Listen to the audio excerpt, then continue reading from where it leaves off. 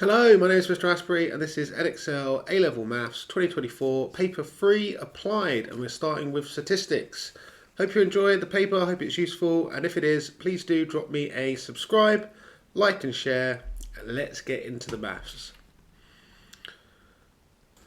Question 1, Zion rolls a fair die 10 times. The random variable x represents the number of times the die lands on a 6. Okay, so the first thing I'm going to do is I'm just going to write out the distribution. So it's a binomial distribution because we've got two options, it either lands on a 6 or it doesn't, and each individual roll is independent. So we're going to be using the binomial. Now the binomial looks like this. You write b for binomial and then n and p. So n for the number of trials, p for the probability. So in this case, the number of trials is 10. We roll it 10 times. And the chance of success is 1/6 because we just need to land on a 6.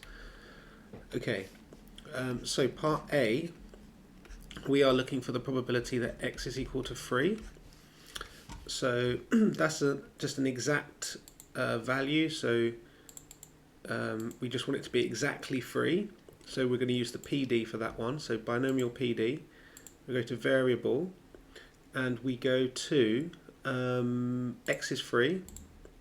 The number of trials is 10 and the probability is 1/6. Press execute and there we go, there's our probability, and we'll do it to 3 decimal places. It has to be at least 3 decimal places. So that's what we're going to do. Perfect. Now for part B, or not part B, sorry, part double I, we want the probability that x needs to be less than 3. Now, whenever we've got like a less than symbol or just a greater than symbol, I want to rewrite it so that it includes a less than or equal to symbol. So here, probability of being less than 3 is the same as being less than or equal to 2. Because if you're less than 3, it means you're not 3, but it means you can be 2, 1 or 0, so less than or equal to 2.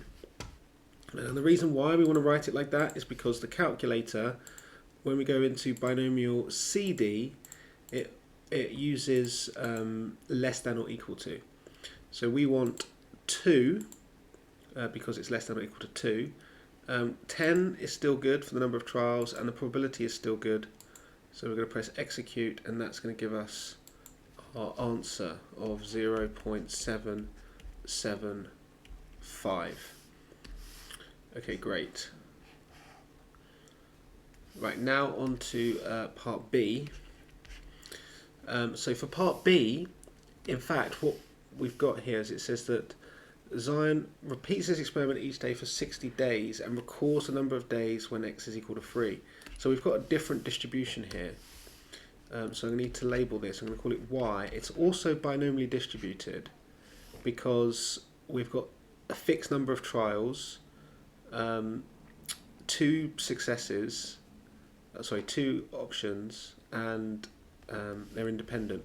So the fixed number of trials is that there are 60 days, and the success is that we get this x is equal to 3. So what is the chance of that happening, x equal to 3? Well, that is the same as this. So that is the probability of success. Okay, great. So now what we can do is we can work out the probability that there were at least 12 days. So we want the probability that y is at least 12, but at least means that you can equal 12. Now we want to rewrite this so it's a less than or equal to. So we do 1 minus the probability that y is less than or equal to 11. Because if you're 12 or more, then it means you're not 11 or less. Okay, great. So that's what's going to go into our calculator. So we're going to go back. We're going to go to, we want 11 this time, but the new number of trials is 60, and the probability is 0.155. So we press execute. And this gives us the probability of less than or equal to 11. But what we need to do is we need to go back into calculate and do 1 minus that answer. And that's going to give us what we need, which is 0.212. Perfect. Okay, next it says find an estimate for the total number of sixes that Zion will be rolling during these 60 days. Okay, so 60 days, but each day rolls 10, so that's 600 rolls, and the chance of a 6 is 1 out of 6, so that is 60 times by 10 divided by 6, which is 100. So you'd expect to get 100 rolls, because to find the expectation you do the number of trials multiplied by the probability. Okay, now it says we're using the normal approximation, right? So big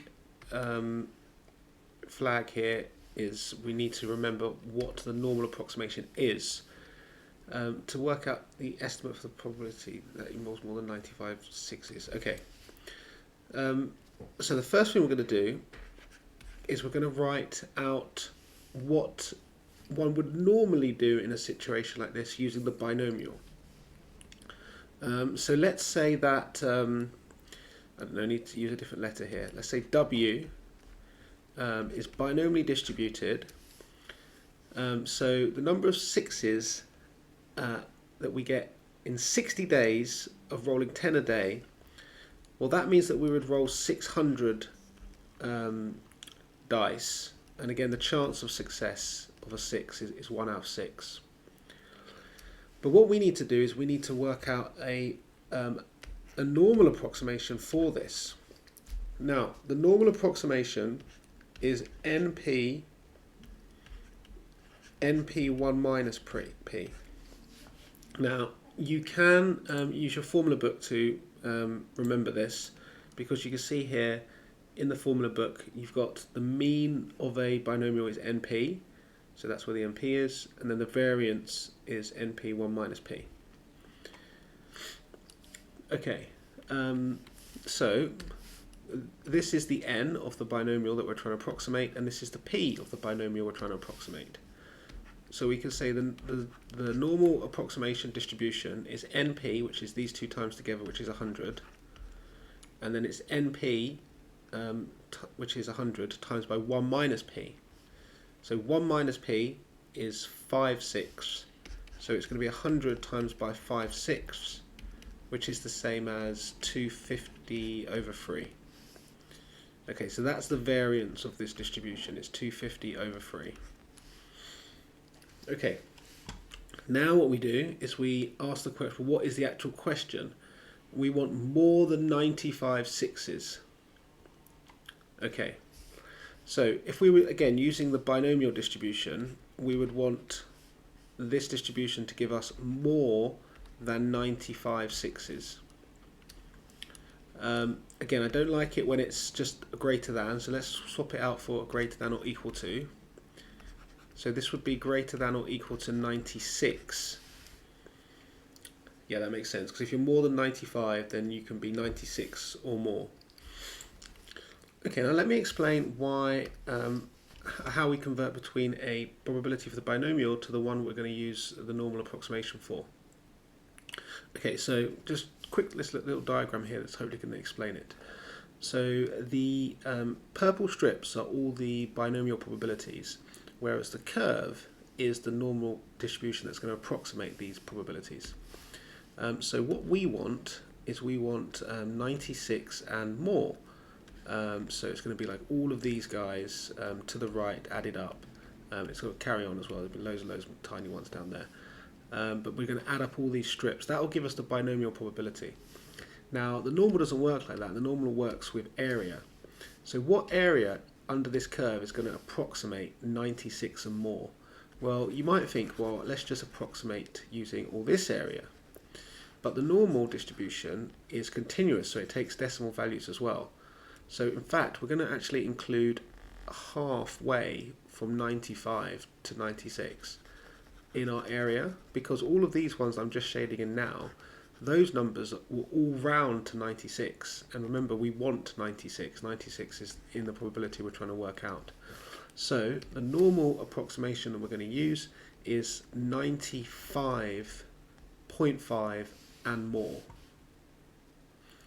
So going back up to here, we're going to say this is approximately the probability that the normal approximation distribution is going to be greater than 95.5. Now you could say greater than or equal to. It doesn't matter for the normal because it is continuous. It doesn't matter.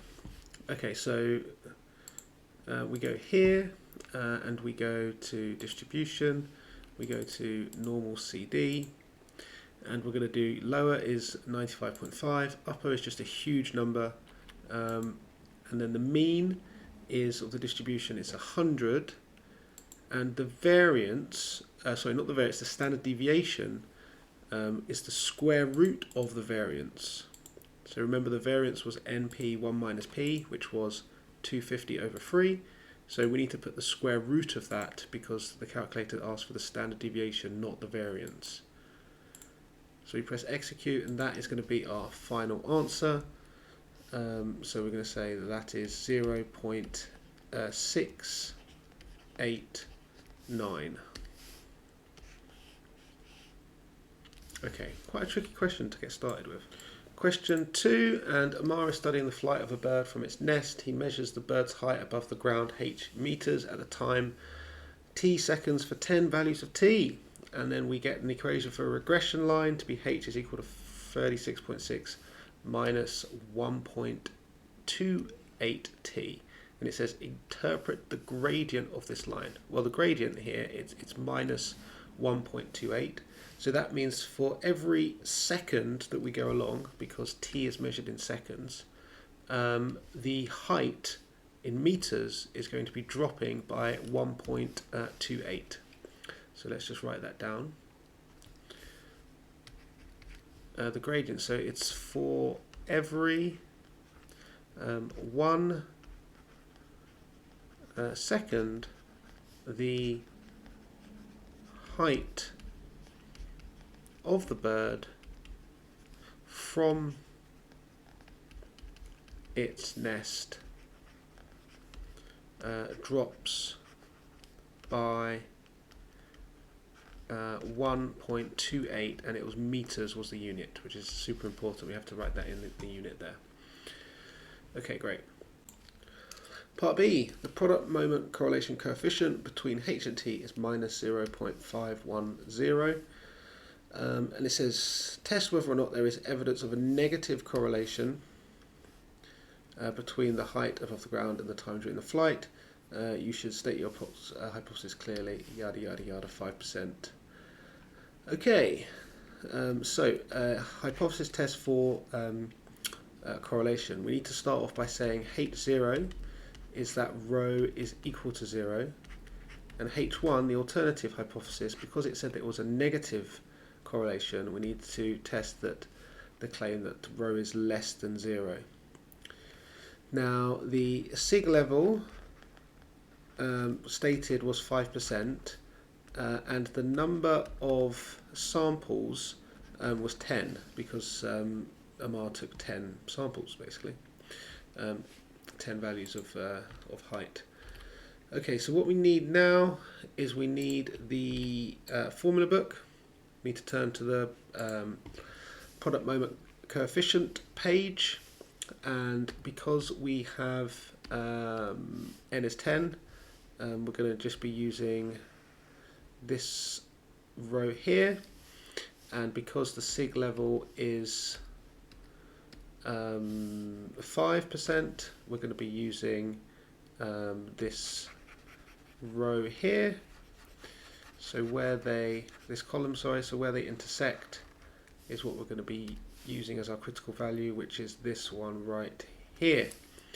So we can say that the critical value is equal to 0.5494, and then what I like to do is let's just remind ourselves what the actual calculated coefficient was.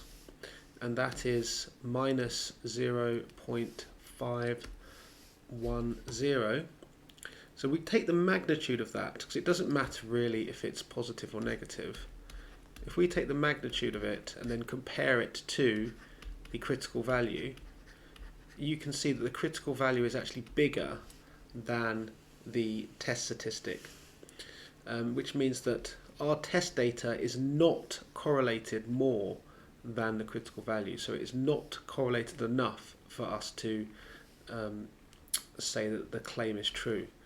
So what we're going to say is that because of this, there is insufficient evidence to suggest a negative correlation between H and T. Actually, that H is should have been a little h, and T. Perfect. Okay, now Jane draws the following scatter diagram of Amar's data. With reference to the scatter diagram, state, giving a reason, whether or not the regression line of this is an appropriate model for these data. Well, you can see that this particular set of data is forming a curve. So a regression line is a straight line, so it's not suitable here because we've got a curved set of data. It's not suitable to use a linear regression line. Okay, so we're just going to say for part C, no, because the data points follow a curve rather than a line. Perfect. Okay, Jane suggests an improved model using the variable u is equal to t minus k squared, where k is a constant. She obtains the equation h is equal to 38.1 minus 0.78u. Choose a suitable value of k to write Jane's improved model for h in terms of t only. Right, this looks way more complicated than it needs to be. If we were to write out her model, h is equal to 38.1 minus 0.78, and u, for some reason, is, I don't know why they're probably using u, but it just looks like that. So that's what her model looks like, which relates h and t. Now, where have we seen this type of like equation before? Well, this looks very much like a completed the square quadratic, which would make sense because we've got this curve, and it's a negative quadratic looking curve, and we've got this minus here in front of the what would be the t squared when expanded out. So that makes sense. Now, what do we know about quadratics, particularly when they're in completed the square form? We could work out their maximum or minimum points quite straightforwardly. It's where the bracket is equal to 0, that tells us where in this case, the maximum point would be. So when t is equal to k, we should get a maximum point. And if we look up here, we can see the maximum point is roughly about there, perhaps. So let's say that's halfway between 3.5 and 3.4. So we're going to say that k equals 3.75. And that is where the maximum would be. So that would fit to make the model work. Okay, I think I looked at the mark scheme and it said anywhere between 3 and 4.5 is you'd get the marks for. Question 3, Ming is studying the large data set for Perth in 2015. He intends to use all the data available to find the summary statistic for the mean daily air temperature Unfortunately, Ming selected an incorrect variable on the spreadsheet. Oh no! What are you doing, Ming? This incorrect variable gave a mean of 5.3 and a standard deviation of 12.4. Use your knowledge of the large data set. Suggest which variable Ming selected. Well, the answer is rainfall. Okay, next question. So I'm only joking, I will explain it. And the best way to explain it is to show you the large data set. Okay, so I've got here the large data set for Perth 2015. And you can see there's not actually many actual data points for the overseas ones. There's not as many as the UK. This is what he was trying to work out, but he picked one of these instead. It's clearly not going to be this Beaufort conversion because that's not numerical data. It's not going to be mean pressure because all of these are in the thousands, and it said the average was 5 and the standard deviation was 12. So it's either wind speed or rainfall. Now actually, if you picked either of these, you would have got the mark. But it is actually rainfall because this does have an average of 5 and it is quite spread out because the standard deviation it said was 12, whereas this one has a higher average. It's actually most of them are way more than 5, whereas this one all the zeros sort of balance it out, and if you average up all of these you get 5. So the answer is rainfall. Okay, great. Okay, next it says calculate the mean and the standard deviation for these data. Okay, so the mean is equal to the sum of all the data points divided by the number of data points, and we have that information. So it's this over this. So we can just do that on our calculator. So let's go here and we will do 2801.2 divided by 184, and then we will convert that into a decimal. Okay, so let's just give 2 decimal places. I think it sounds about right. So 15.22 for the mean. And then for the standard deviation, we do have a formula for that in our formula book. So I'll just put that on the screen now. So that's what the standard deviation is. So we can go standard deviation is equal to the square root of, the square root of the sum of the x squareds over n minus the mean squared, which is what we've just worked out. So we need to do 44695.4 over 184 and then minus this one squared. Okay, so we'll keep that in our calculator because we'll use that in the next calculation. We'll do the square root of fraction 44695.4 over 184, and then we will minus that previous answer squared to get the standard deviation of 3.34.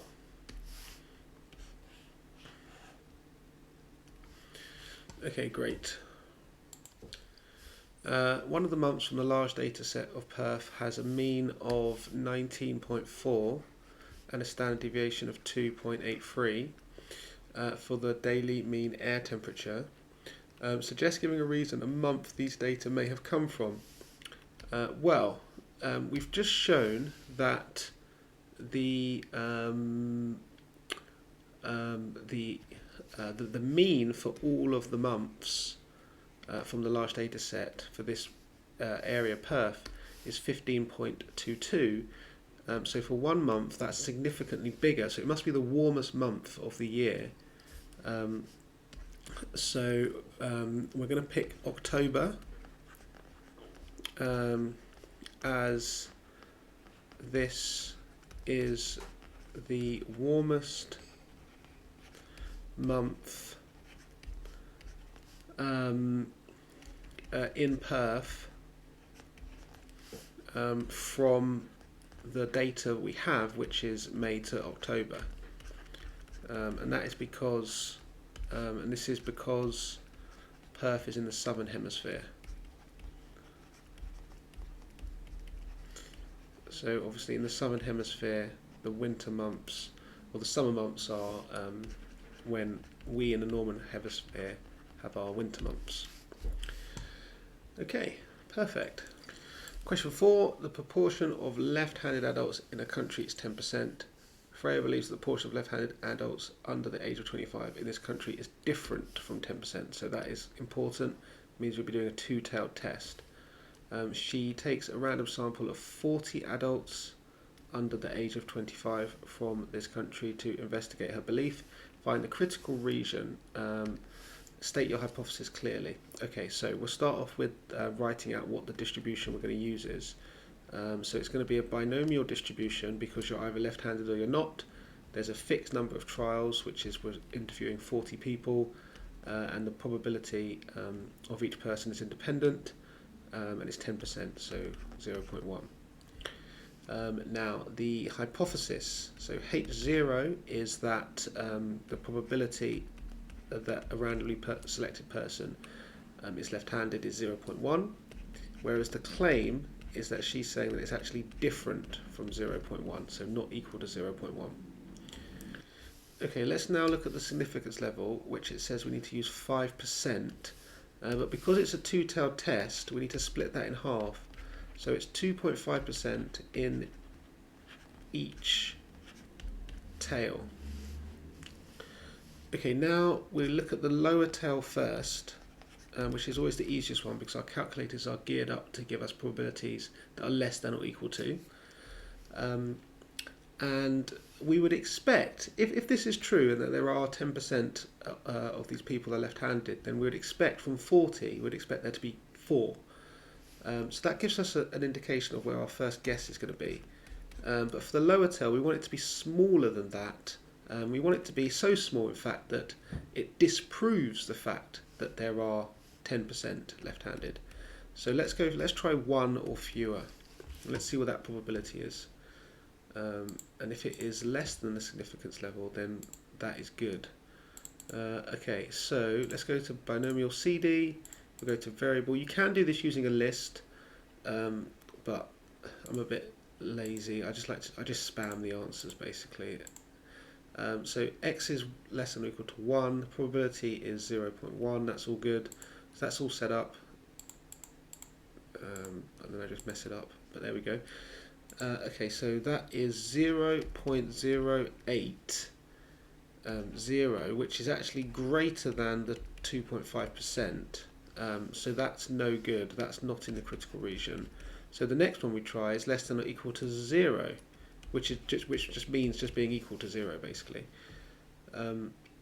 Okay, so let's hope this is less than 2.5%. So let's just go back and let's just go 0 here. I keep forgetting that you can't press execute like the old calculator. You have to go down to there to press execute. Okay, that is less than 2.5%. So that means that this one is actually in the critical region. So 0 is in the critical region. Okay, right, now to the more trickier upper tail.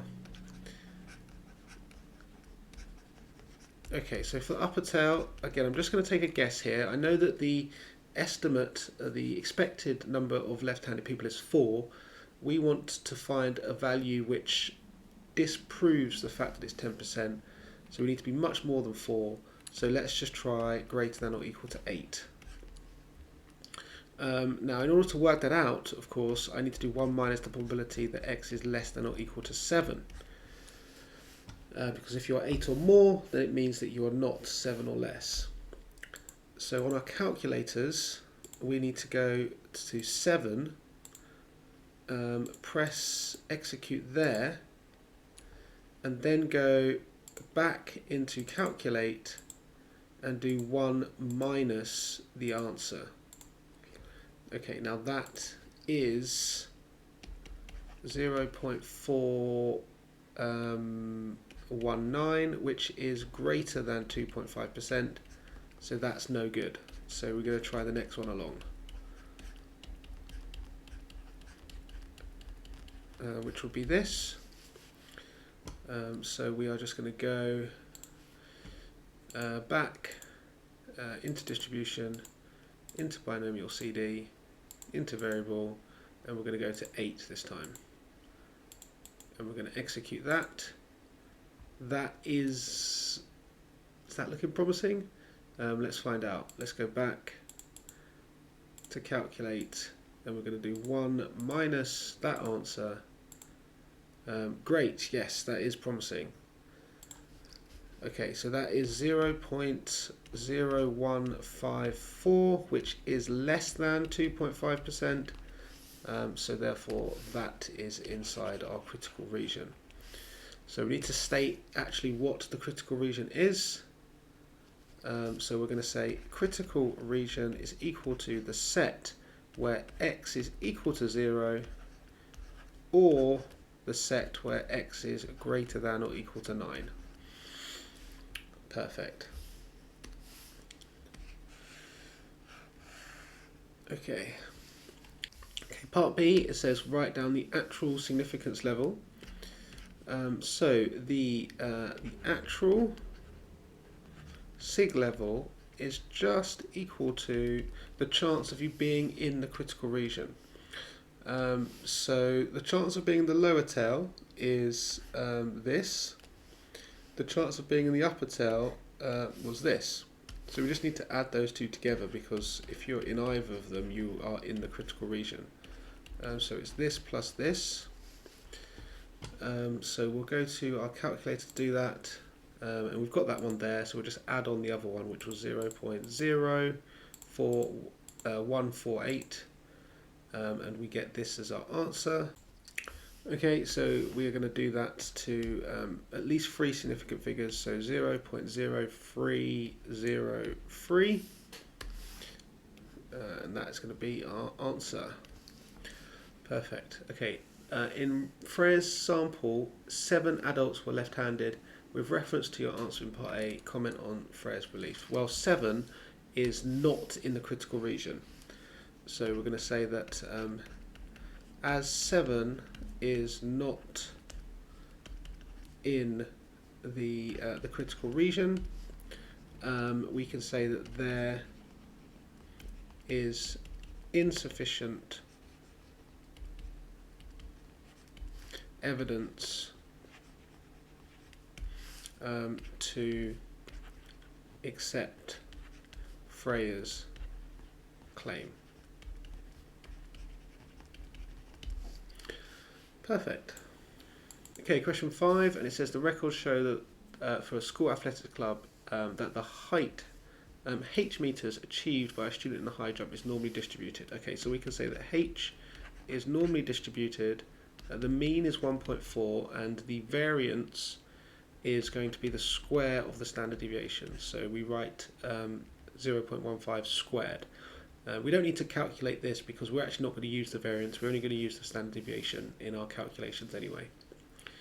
Okay, so what we want to work out now is the proportion of the students who can jump a height more than 1.6. Okay, so we need to work out the probability for part A the probability that h is greater than 1.6.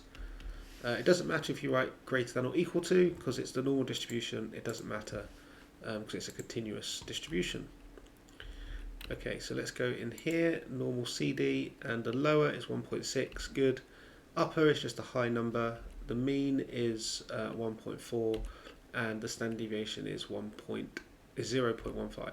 Great. So we're going to execute that, and we're going to give our answer to, let's go to 3 significant figures. So 0.0912 will definitely do the job. Okay, great. Right, part B. It says that we've also got another variable, t, which is running 1500 meters, and that's normally distributed as well. Okay, so we can write that t is normally distributed as well, and that is an average of 330 seconds, and the standard deviation is 26, so we write the variance in there like that. Okay, and then the school's head would like to use these distributions to estimate the proportion of students from the school's athletics club who can do both. Okay, so if you were able to do both, we would work out the proportion of doing each and then times them together, but we can only do that if the two things are independent. So the assumption needed is that H and T are independent. Okay, great. C, find the head's estimate for this proportion. Okay, so we already have the probability of us or someone being jumping higher than 1.6. So that part's done, but we need also to use the other distribution to find running less than 5 minutes. And 5 minutes, of course, is how many seconds? 300 seconds. Okay, so we need to work out the probability that t is less than 300 seconds using this distribution for t. So we're going to go here and we're going to do back. So we want normal CD, but this time the lower is going to be a really large negative number. I mean, that is massively overkill, but that is a large negative number. And then the upper is 300, and then the mean is 330, and the standard deviation is 26. Okay, great. So that is 0.124. Yep, we'll go with that. That's not the final answer though, that is just a working out answer, so I'll colour that in green, because the actual question is we want these two things multiplied together to get the proportion of people who can do both of these things. So we'll just take that answer there in our calculator, we'll go to here and we'll do that answer and we'll multiply it by the previous answer, which was 0.0912, and then we'll write that down to three significant figures of 0.0113. Perfect.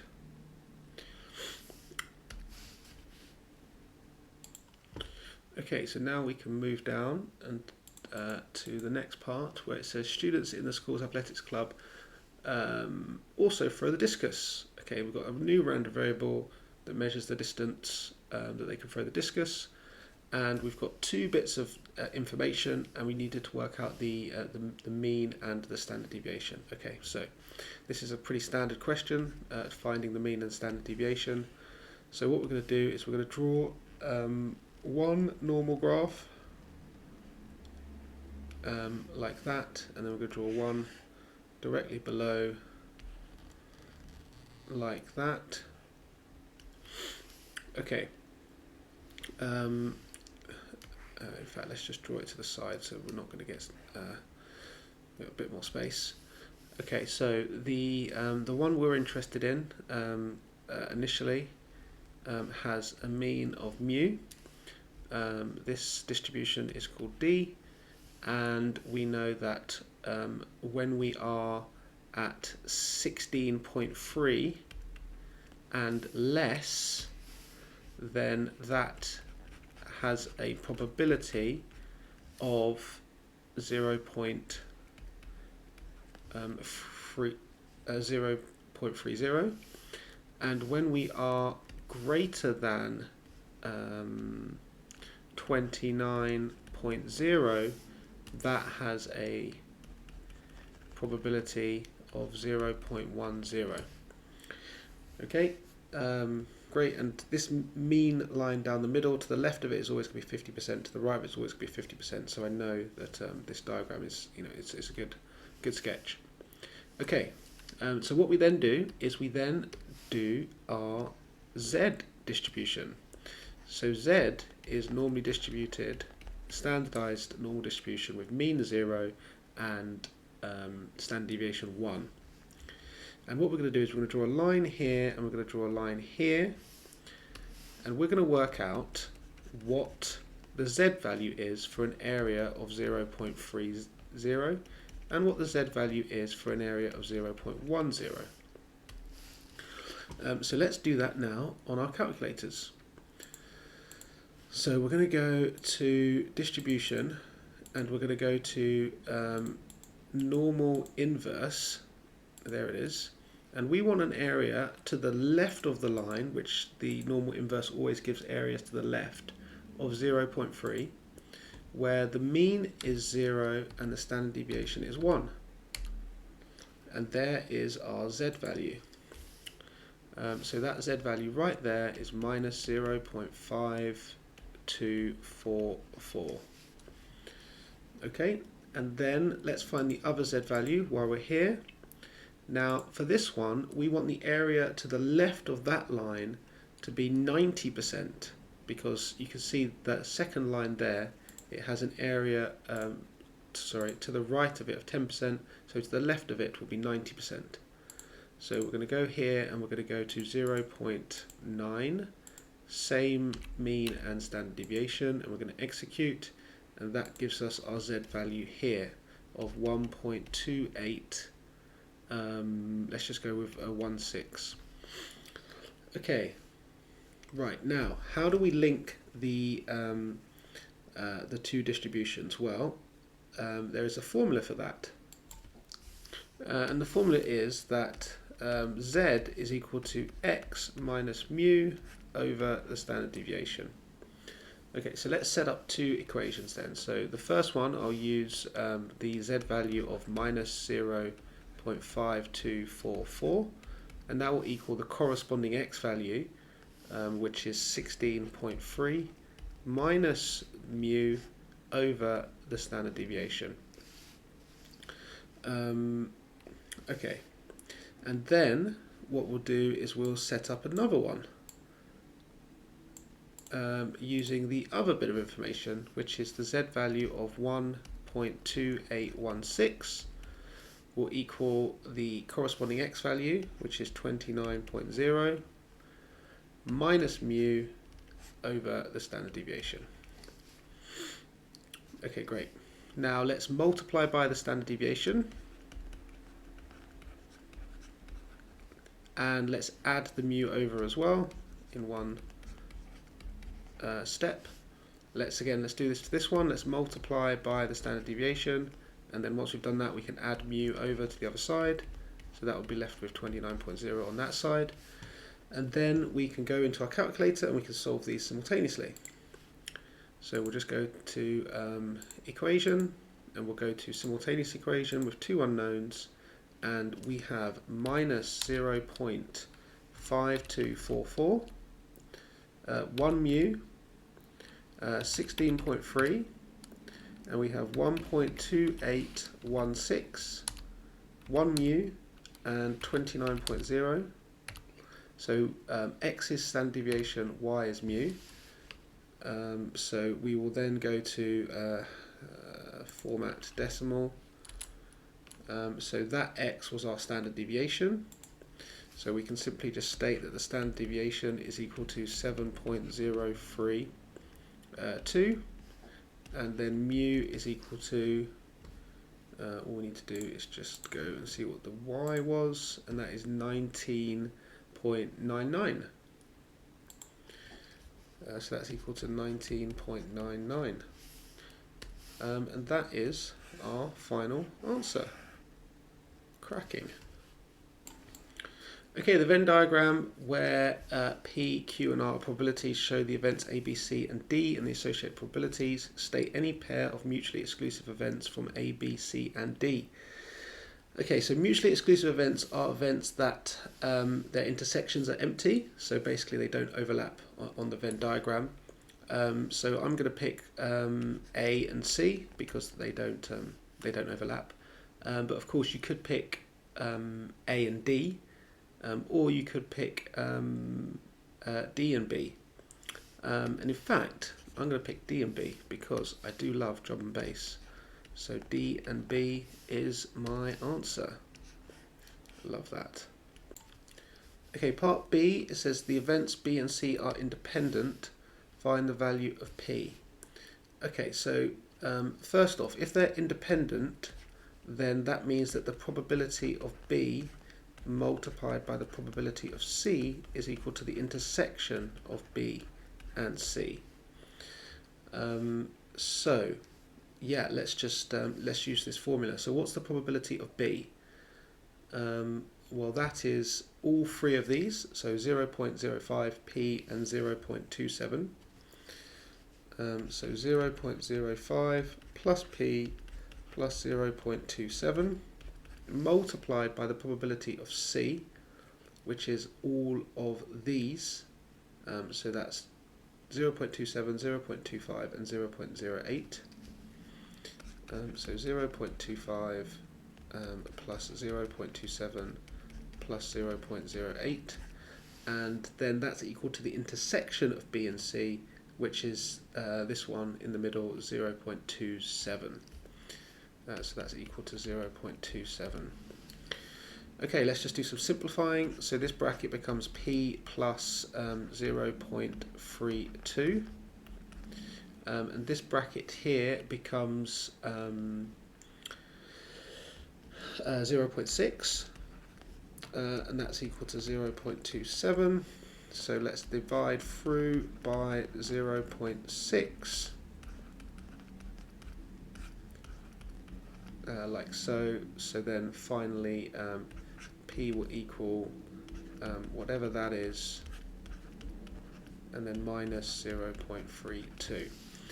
Okay, so to the calculator.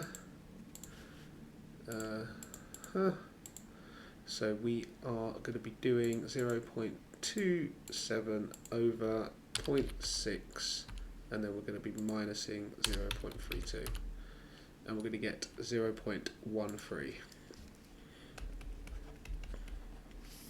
Okay, great, that is our answer.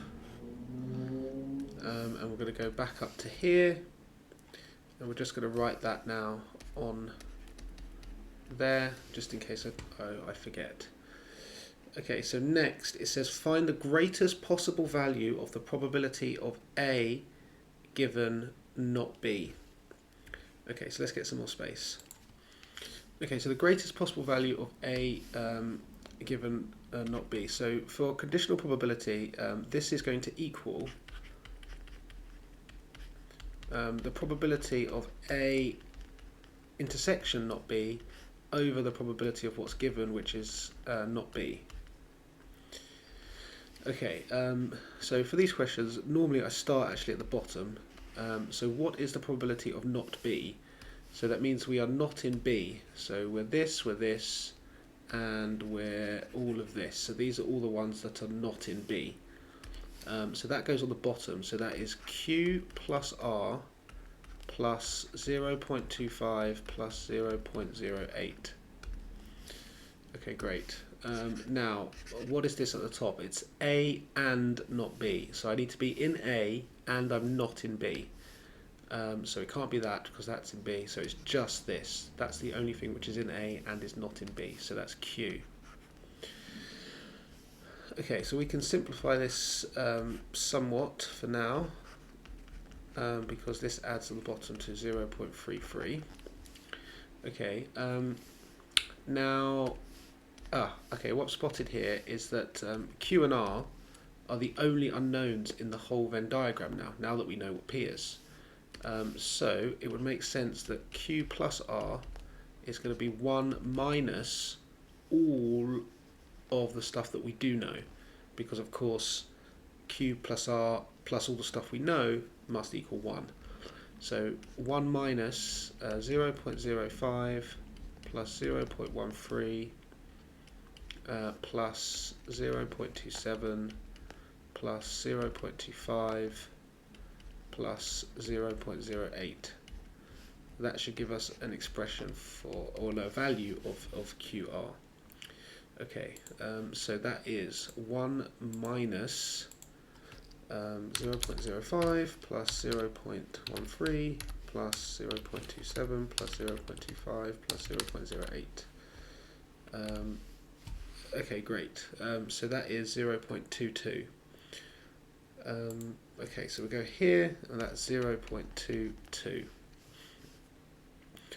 Okay, so now we can say that the probability is Q over 0.22 plus 0.33, which is Q over 0.55.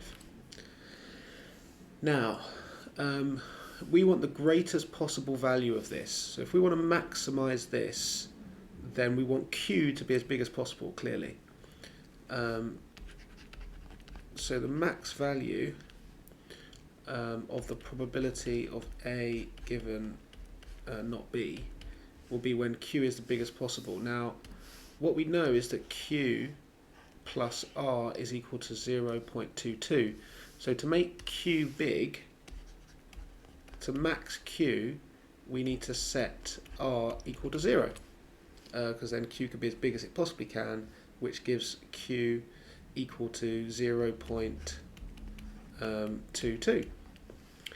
So the maximum value of this would be when Q is 0.22, so 0.22 over 0.55 is equal to 2/5, which is 0.4.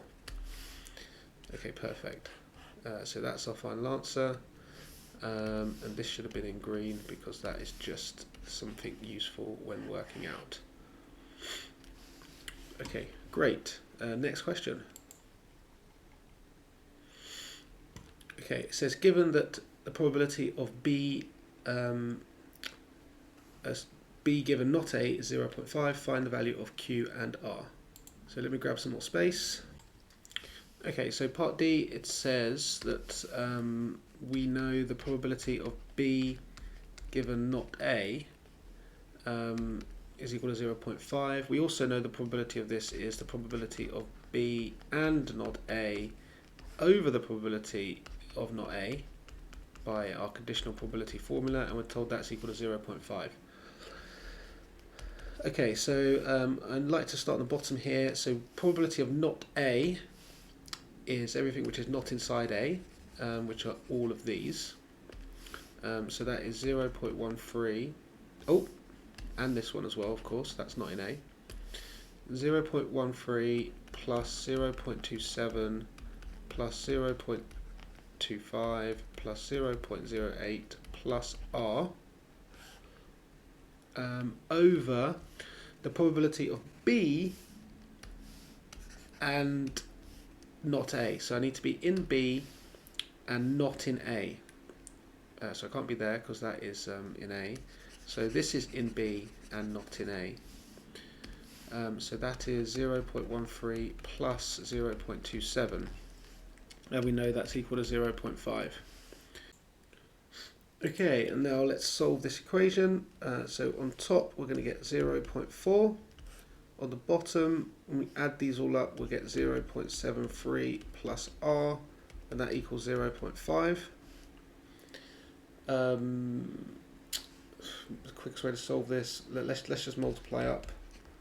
Okay, so times that denominator by 0.5, so we're halving it gives 0.365 plus 0.5R. We're then going to subtract 0.365 from both sides, which gives 0.035 is equal to 0.5R, and then times both sides by 2, and we get 007. Yes, James Bond in the house. Okay, great. And then we need to find Q. Now Q is linked to R by this formula here, which we boxed up in green. So we know that Q plus R is equal to 0.22. So Q plus 0.07 is equal to 0.22. So Q is equal to 0.15. Yes, perfect for our final answer. Great. Okay, now next part. Wowza, okay. Okay, so it says here, find the probability of the union of A and B, complement, and C. So let's first off shade in the union of A and B's complement. So the union of A and B is everything which is in A or B, so that. But we don't want that, we want the complement of that. So that would be everything outside. So this will be all of this. Okay, so that is the first set. That is that. And then we want that to overlap with C. So if I was to draw C in blue, then you can see where they overlap, we get green. So we just want the green bit, we want the bit where they overlap. So that's where the yellow overlaps with the blue. That's what an intersection is. And that would be equal to 0.08 plus 0.25, which is 0.33. Okay, great. Now it says use set notation to write an expression for the event probability P. Okay, so what is P? P is B, but not that and not that. So we could just say that, I'm just going to write it here, it's the probability, so P is equal to B, but it's not, so intersection with A, not, and intersection with C, not. So that will do. So it's everything in B and not in A and not in C. Perfect. And just finally, on that last one, there are other ways of writing it.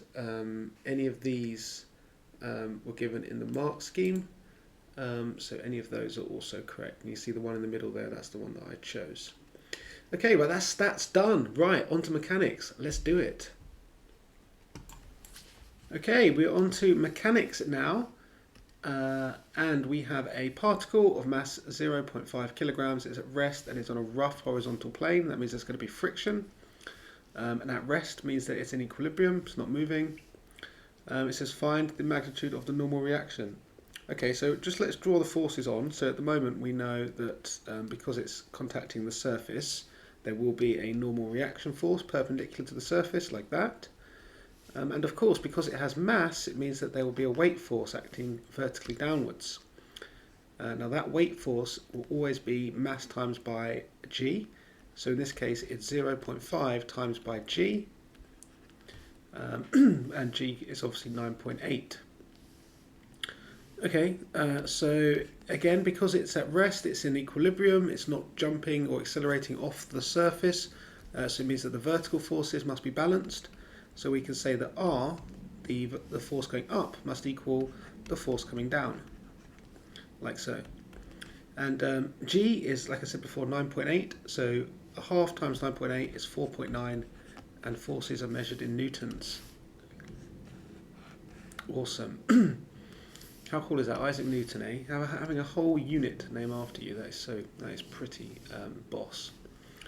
Okay, next, the coefficient of friction P and the plane is 2/7. So we say mu is equal to 2/7, because that's the symbol we use for the coefficient of friction. And it says it's a horizontal force of magnitude x. So let's just, without loss of generality, say that that is going to the right, and call that x. And then it says that P is now in limiting equilibrium. Okay, so if it's in equilibrium, it means the forces must be balanced horizontally. So there must be a force coming to the left, and of course that force is the frictional force.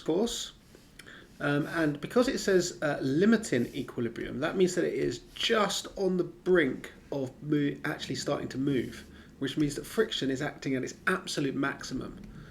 So when friction is acting at its maximum, it is equal to mu times r. So because it is in equilibrium, the horizontal forces are balanced, so we can say that the force to the right must equal the force to the left. So X is equal to frictional force, which we said was mu r. Mu is 2 over 7. R we've already worked out as 4.9. So multiply these together, it gives 1.4 newtons. Perfect. Question 2, we've got a velocity time graph here. And it says that, all the information is on the graph basically. So what the question has asked us to find the acceleration of the athlete during the first 4 seconds of the race, stating the units for your answer. Well, to work out the acceleration on a velocity time graph, all we need to do is just work out the gradient of the line. So in order to do that, we'll draw a change in x, which is 4, and a change in y, which is 10. So the gradient is the change in y of the change in x, so it's 10 over 4.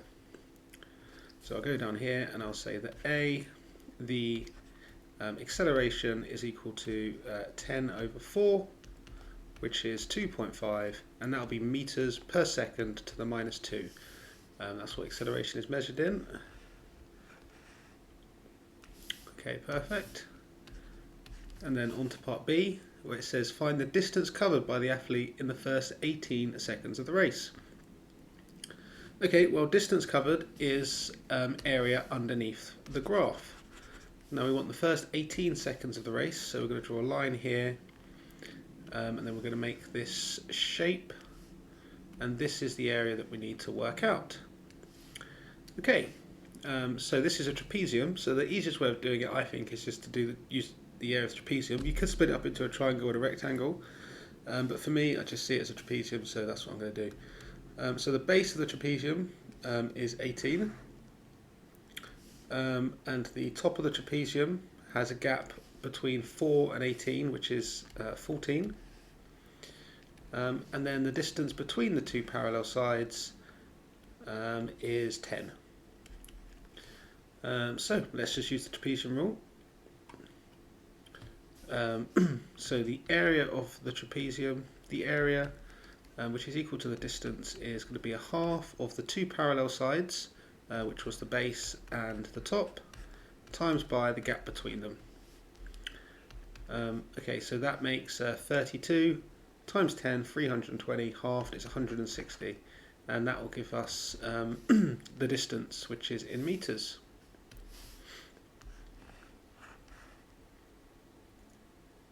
Okay, perfect. Actually, I should really write distance here. Let's just put D for distance. There we go. That's great. Okay, part C. It says find the value of U. Okay, let's go up here. And in fact, we do need something which was not on the graph, and that is that the total race is 200 meters. Now, we know that this area we've just worked out represents 160 meters. So then the rest of the graph is going to represent what's left over, still left to run. So if it all adds up to 200, then this bit here must add up to 40, because the yellow is 160, so the green must be 40. Okay, so this area is 40. Now, again, this is another trapezium, so I'm just going to use the area of trapezium. This time, the parallel sides are the vertical sides. So this one is 10 here. It goes up to there, it goes up to there.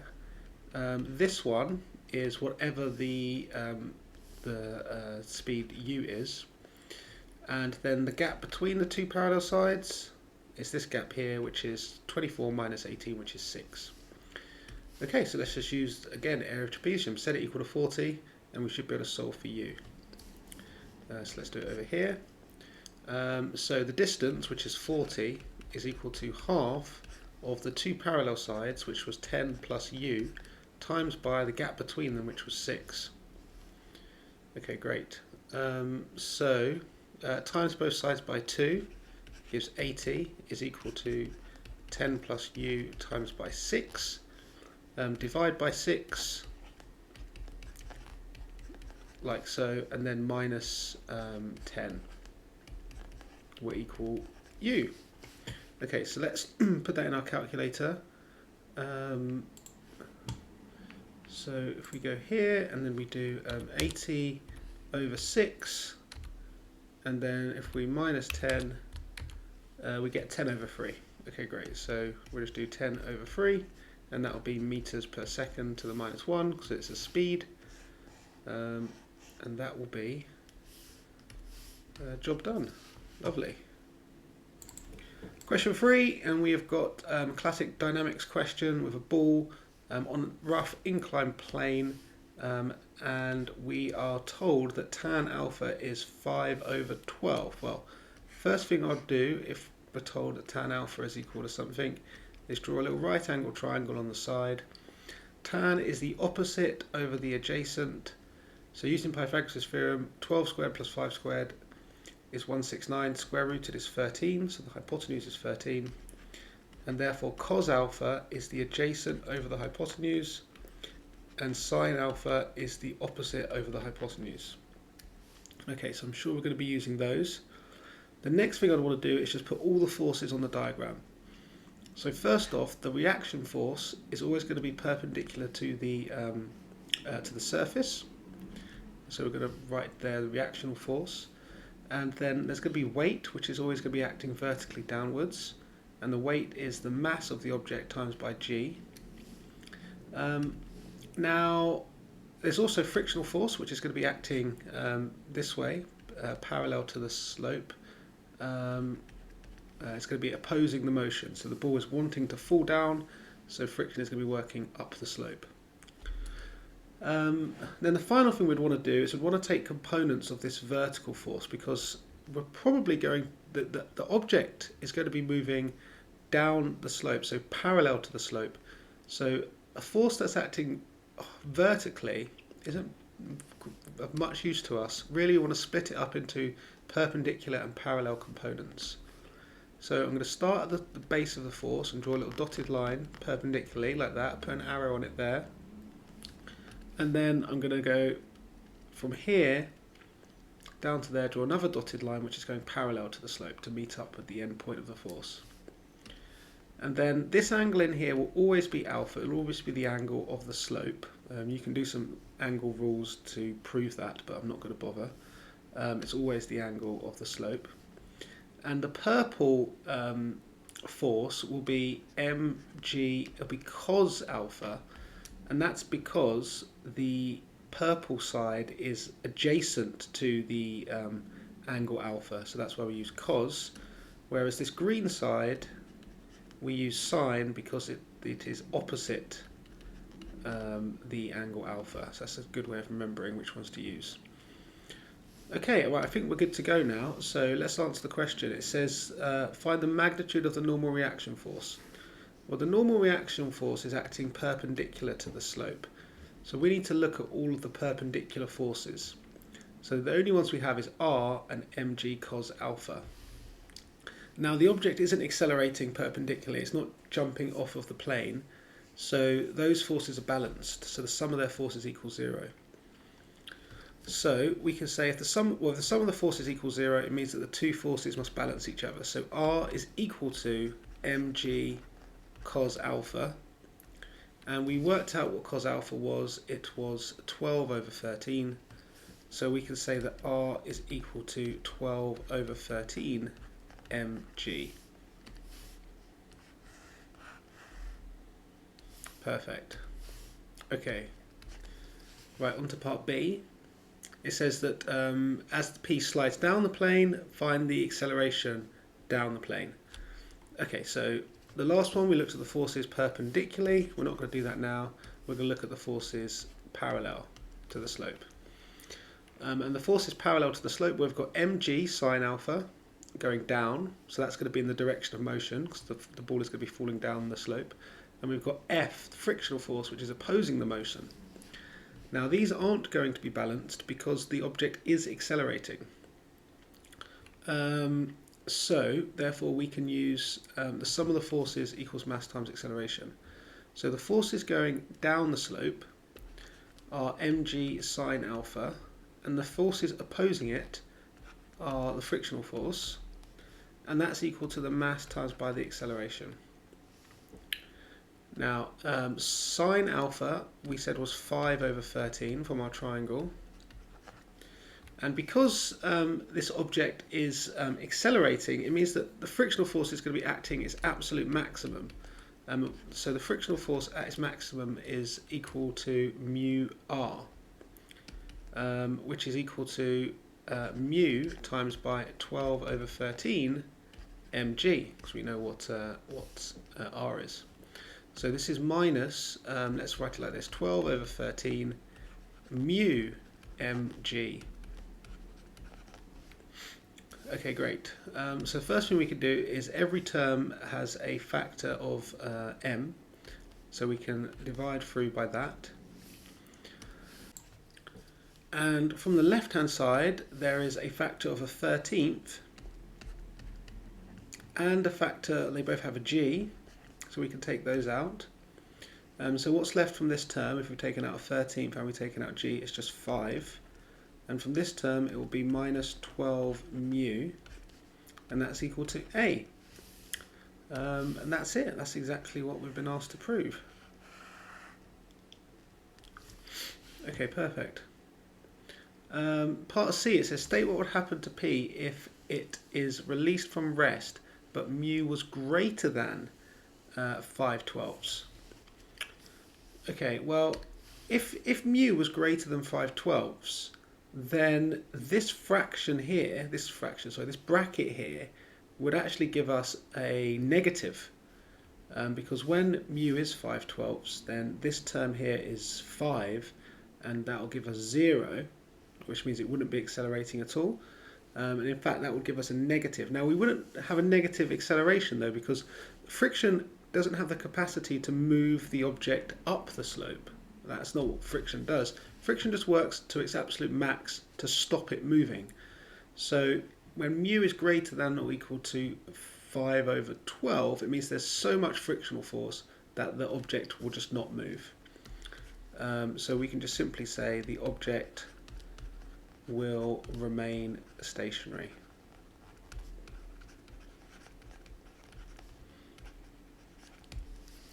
Job done. Okay, question number 4, we've got a classic vectors question here. You've got the equation for the position vector of the particle, and it says when t is equal to 4, the bearing of p from the origin is 135. Show that c is equal to 3. Okay, well,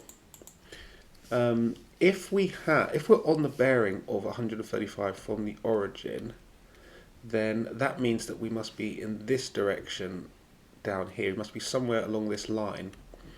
So P might be somewhere like there, because if we draw a north line from the origin, like so, then bearings are always measured anti-clockwise from north, so that angle would be 135.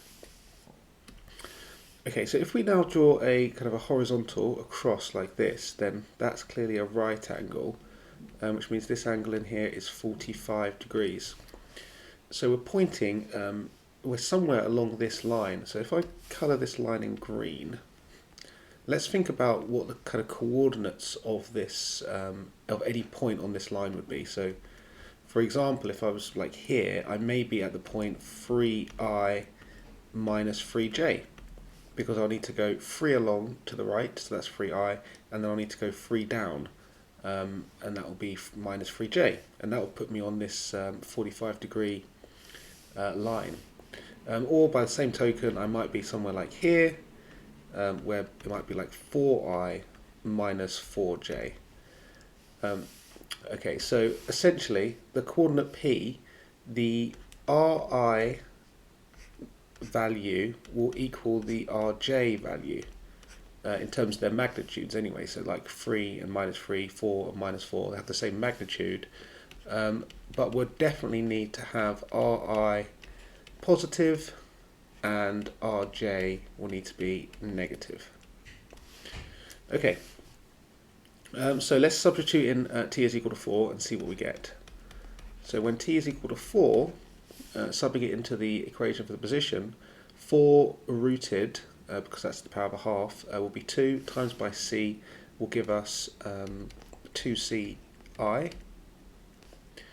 And then 4 squared is 16, divided by 8 is 2, times by -3 is -6, that would be -6j. Okay, so if we need to have the two components having the same magnitude, then it means that 2c needs to equal the magnitude of -6. So the magnitude of the I component, which is 2c, will need to equal the magnitude of the j component. So therefore we can say that 2c will equal 6 and c will equal 3. And this works. So perfect. That gives us also a positive I component of 6, and we have a negative j component of -6. So that works, and I think we've done enough there to prove that c is equal to 3. Okay, so that's part A. Okay, part B, it says find the speed of p when t is equal to 4. Well, the speed is the magnitude of the velocity, and we can work out the velocity by differentiating the position vector.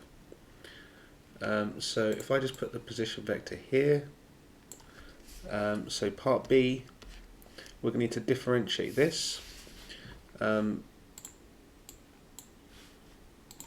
So we're going to write that the velocity is equal to the derivative of the position vector with respect to time.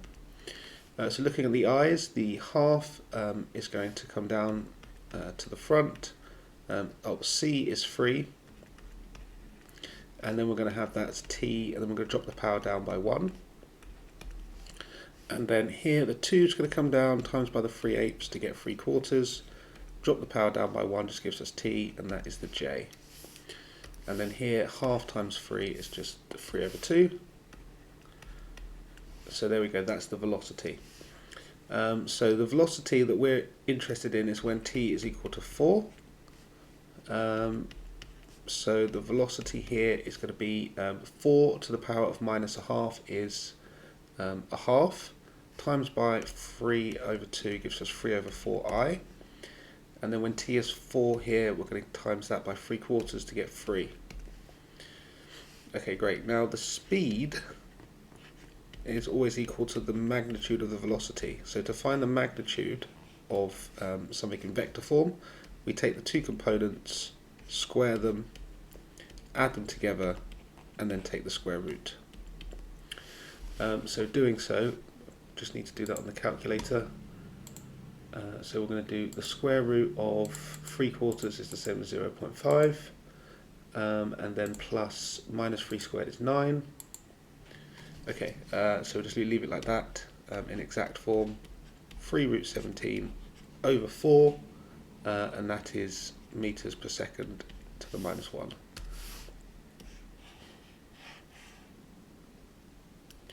Okay, perfect. Right, let's now go on to part C, and it says find when t is equal to capital T, p is accelerating in the direction of -I minus 24j, find the value of t. Okay, so what I will do when we need to find something which is moving in a certain direction, I always think about gradients. So in this case, we have something moving -I and then -27j. So it's going to be moving in this direction. Okay, so we can think about what the gradient would be of this. Well, to work out the gradient, then what we would do is we would do the change in the y over the change in the x. But in this case, we can think of it as the change in j over the change in the I. So we're going to go minus 27 over minus 1. Okay, so we could say it has a gradient of 27. Now, anything else moving in that direction will have the same gradient because it will be parallel, so it will have the same gradient. So what we'll need to do is we'll need to work out first the acceleration by taking the velocity equation and differentiating it, and then working out the gradient of the acceleration and setting it equal to 27. And that way it'll be going in the same direction. So we can say the acceleration is the derivative of the velocity. So we're going to differentiate this green equation up here. So the minus a half is going to come down to make minus 3 over 4 t to the minus 3 over 2. And that's the I component. And then for the j component, that's just going to give us minus 3 over 4 when we differentiate. Okay, so now we're interested in when t is equal to capital T. So the acceleration would just be this, but we're using capital T at this particular time, like so. And then, like I said, if we want this to be travelling in this direction, then it needs to have the same gradient. So the change in the j over the change in the I needs to equal 27. Now what is the change in the j? Well, it's just minus 3 quarters, and the I component is minus 3 quarters t to the minus 3 over 2. Okay, great. What we could do here is we can divide top and bottom of this fraction by minus 3 quarters, which is going to cancel that out nicely. So we're left with just 27 is equal to 1 over t to the minus 3 over 2. Okay, so now we're going to have some good indice techers here. So 1 divided by something means you're taking the reciprocal, and a negative power also means you're taking the reciprocal. So you're taking the reciprocal of the reciprocal, which just goes back to exactly what it was. So 1 over a negative power is the same as just whatever the positive power is, like so. And then what we could do is we can cube root both sides, which will give me 3 here, and then the power will divide by 3 if we cube root, so that just gives me to the power of a half, which is the square root, so we can square both sides, and that will get rid of the power of a half, so we just get t is equal to 9 for our final answer. Perfect. Question 5, we've got projectile motion, and the first thing I can spot, which is not on the diagram, is that tan alpha is equal to 3 over 4. So whenever I see this in a mechanics question, I always draw a quick right angle triangle, put alpha in the corner, and tan is the opposite over the adjacent. So by Pythagoras' theorem, the hypotenuse will be 5. So we can write down that cos alpha is equal to the adjacent over the hypotenuse, and sine alpha is equal to the opposite over the hypotenuse. Okay, so everything else seems to be pretty standard. Nothing super important for us to copy down, other than the fact that the initial velocity is 35. So it just says, using the model, show that y is equal to 3 quarters x minus 160x squared.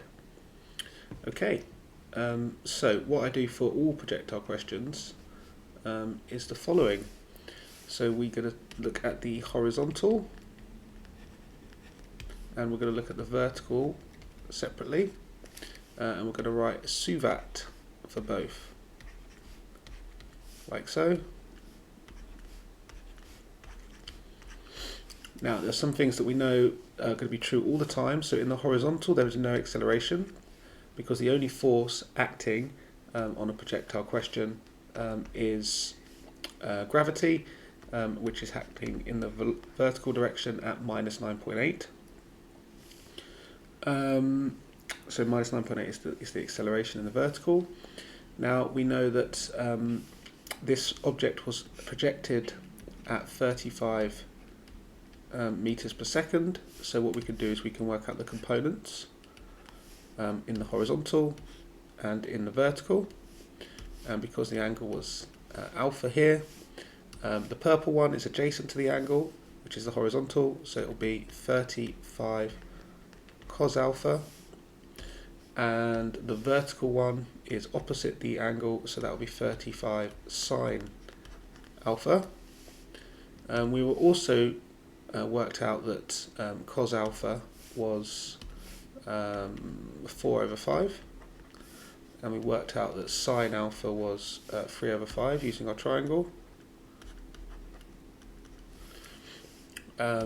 So this gives us what's 7? That gives us 28, and this one gives us 21. Okay, now the horizontal position we were told was x, and the vertical position we were told was y. And then all we need to do is just say that the time is equal to capital T.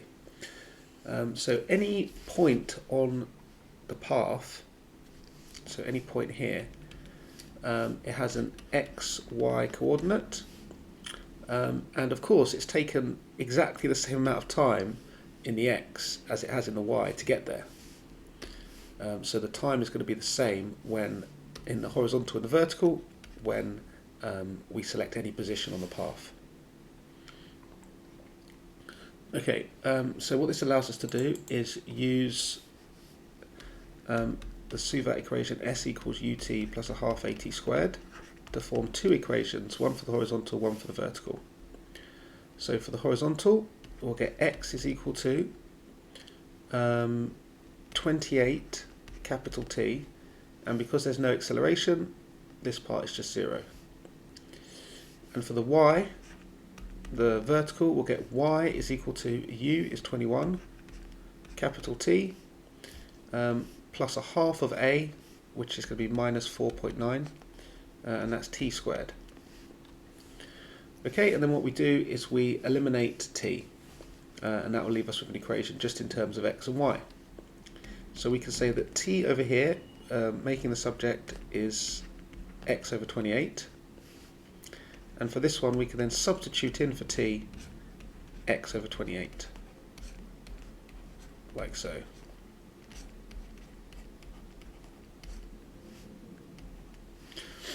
Perfect. And then we're going to simplify this. So 21 divided by 28 is 3/4. And the next one I'm going to have to use my calculator to do. But we are doing 4.9. And then we need to divide that by 28 squared, like so. And we get 1 over 160. Perfect, that's minus because there's a minus sign there. And then we're also going to have x squared as well. Perfect, and I'm pretty sure that is exactly the equation that we were needing to find. Okay, great, that's part A done. Okay, so part B, it says use the answer to A or otherwise to find the length OA. Okay, so what can we say about OA? Let's have a look at the point here, OA. Well, from O to A, we need to investigate this point here, and this point has an x coordinate, which is what we need to find because that will be the distance OA, and we know the y coordinate there is 0. So we should just sub in y equals 0 into our equation. This is a classic question where even if you've not been able to find this equation correctly, they have given it to you, so you should be able to use it and still get marks on the second part of the question, just like this. So we want y to equal 0, but we also know y is equal to 3/4 x minus 1 over 160 x squared. we can factorise out an x, like so. So either x is 0, which is the initial starting point, or 3/4 is equal to 160x. That will make this bracket 0. So times both sides by 160 gives 120 is equal to x. So we can say that OA is equal to 120 meters.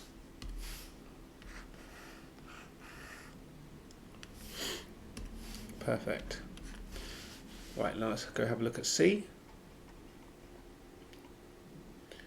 Okay, C says, again, also using the model, the greatest height of the stone above the ground is found to be h meters. Use your answer to A or otherwise to find the value of h. Well, that means that we need to look at this position here, because that's the greatest height. Now this is a perfect parabola, and it has roots here and here. So it means that the maximum point is going to be halfway between the roots by symmetry. So if we know that this one here that's 120, we just worked that out. That coordinate there is 120, 0. Then we know that the maximum point is going to occur here at 60 something. Because again the x coordinate is halfway between the two roots. So we just need to sub in x equals 60 to find y.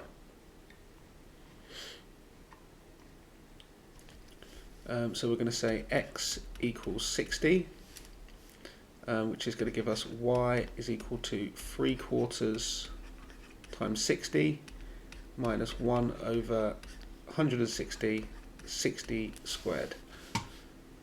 So we'll just do that on the calculator.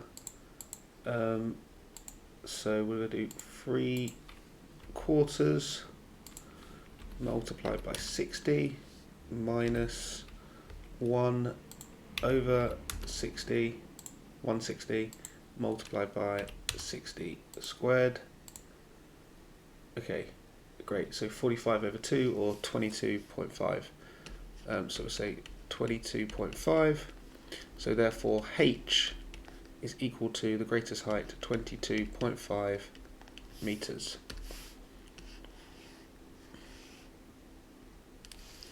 Perfect. Okay, it says that the model is redefined to include air resistance. Using this new model, the greatest height of the stone above the ground is found to be K.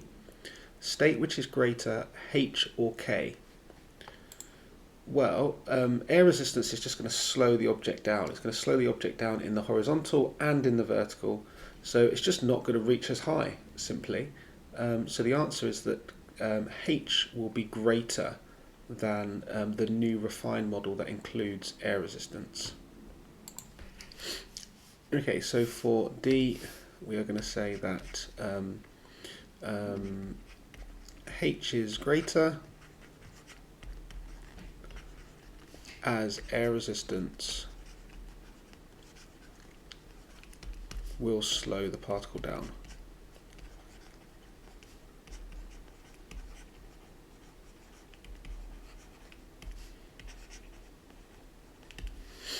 Okay, perfect. And then the final part says state one limitation of this redefined model. There's lots of things you could say. You could say the spin of the ball is not considered. The spin of the particle. What is it? Is it a ball or a particle? It's a stone. Okay, so you say spin of the stone. Or you can say that G is not accurate.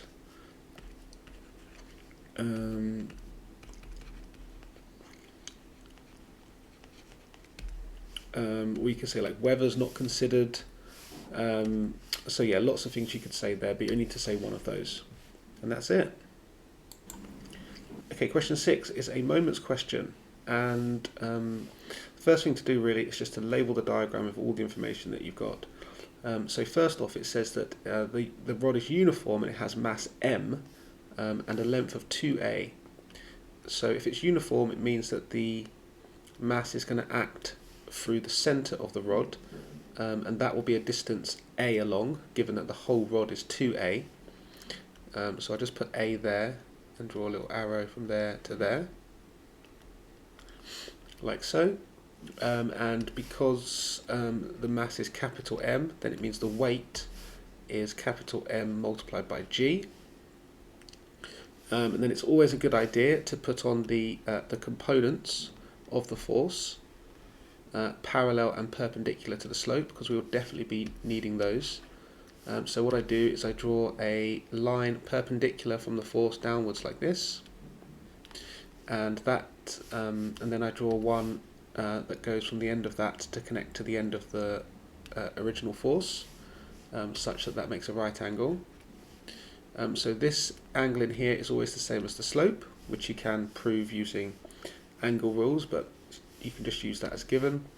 And because the purple line is next to the angle, we can say that's mg cos of theta, and because the green one is opposite the angle, we can say that is mg sine of theta. Okay, great. Now, what else do we have? It says that the rod has its end A on a rough horizontal ground. Well, the ground will always give a perpendicular reactional force, so we can draw that on here, and we're going to call that capital R. And it does say that it's a rough horizontal ground, which means that there's going to be some friction. Now this rod is wanting to slip this way, so friction is going to oppose the motion, so we're going to assume that friction goes in this direction, like so.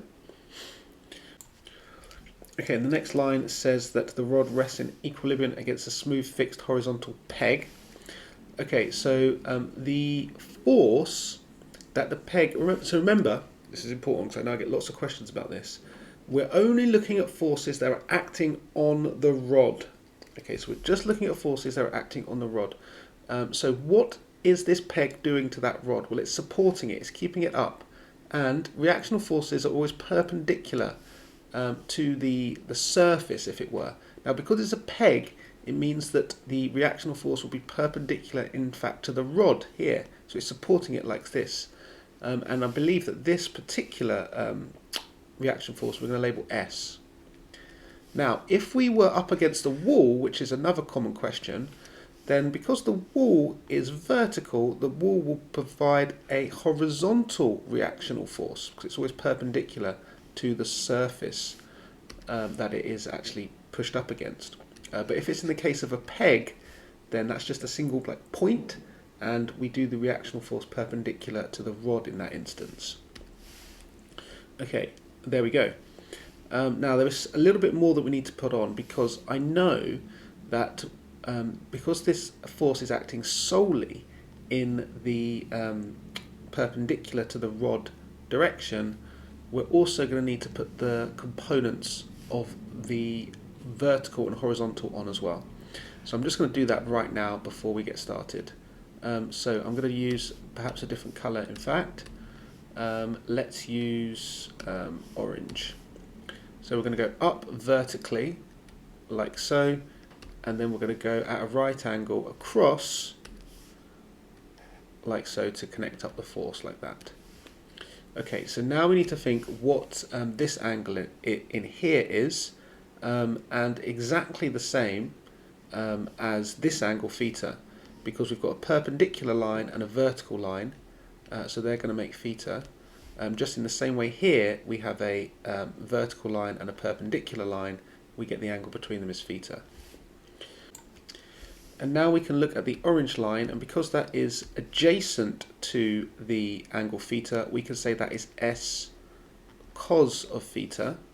And then we can look at the blue line, and because that is opposite the angle theta, we can say that is S sine theta. And the final thing we need to also consider is that tan theta is equal to 4/3. So we can draw a little right angle triangle with theta in the corner, and tan is the opposite 4 over the adjacent 3. and then if we square both sides, add them together, square root by Pythagoras, we get that the hypotenuse is 5. So we know that cos theta is the adjacent over the hypotenuse, and sine theta is the opposite over the hypotenuse. Great, right, I think now, and only now, we are ready to answer the questions.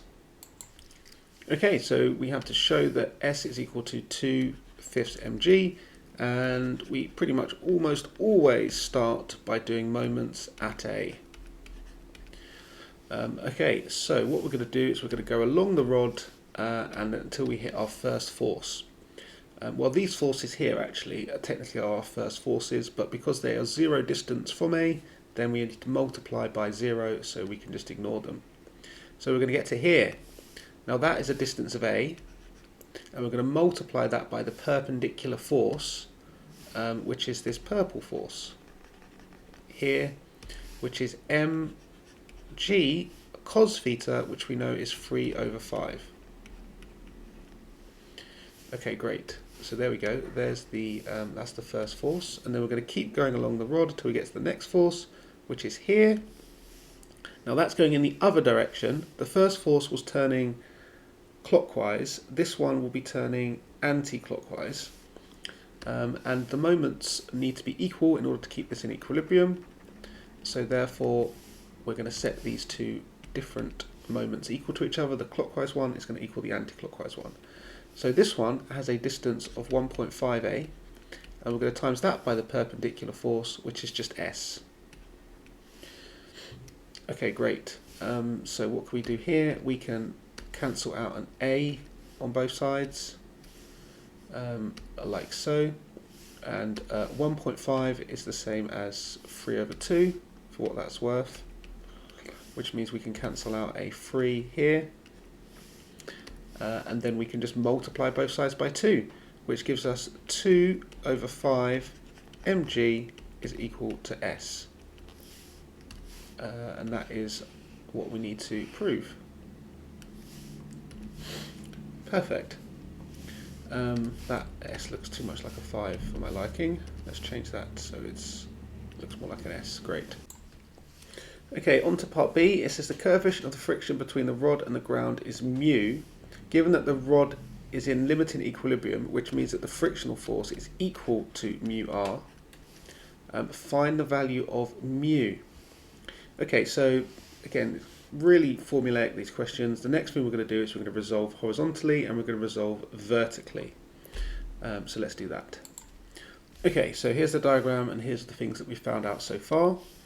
And like I said, we're going to be resolving horizontally and vertically. Doesn't really matter which one first. Let's look at the horizontal components. So we have F going to the right, and this force is completely vertical, so it has no horizontal components at all. This force is perpendicular, so it does have a horizontal component, which is S sine theta, and that's going to the left. So these must be balanced because it is in equilibrium. So we get this. Now, yeah, let's just leave it like that for now. And now let's look at the vertical. And the vertical, we've got R going vertically up. We've got this one, mg, is coming vertically downwards. But we also have going vertically up S cos theta. So R plus S cos theta, those are the two that are going up, must balance with the one that's going down, which is just mg. Okay, great. Now the question does ask us to work out mu, and we can use this formula to do it, which means that we need F and we need R. So for this one, F, well, S we know from the purple box up there is 2/5 mg, and sine theta we know here, so sine theta is 4/5. So this gives us that F is equal to a total of 8/25 mg. Okay, now what we're going to do is we're going to solve for R. So that's going to be mg minus S cos theta, which is mg minus So S is 2/5 mg, and cos theta we know from here is 3/5. So this will be, we can take out a factor of mg, and we have 1 here, and we have minus 2/5 times by 3/5 is a total of 6/25. So 1 minus 6/25 is 19/25 mg. Okay, and the question does ask us to find mu. So mu, we can use this equation here. So we can say that mu, actually I really want to make sure that it doesn't look too much like the capital M that we've already done. That'll do, I guess. It does look like an M, but mu is equal to F over R. So mu is equal to F, which is 8/25 mg, divided by 19/25 mg. So mg's will cancel, the dividing by 25 will cancel, so we are left with an exact answer of 8/19 for our final answer. Right, I hope you enjoyed that. If you did, please do subscribe to my YouTube channel. I'm trying to hit 50,000 subscribers this year, so your help would be very much appreciated. See you in the next one. Bye for now.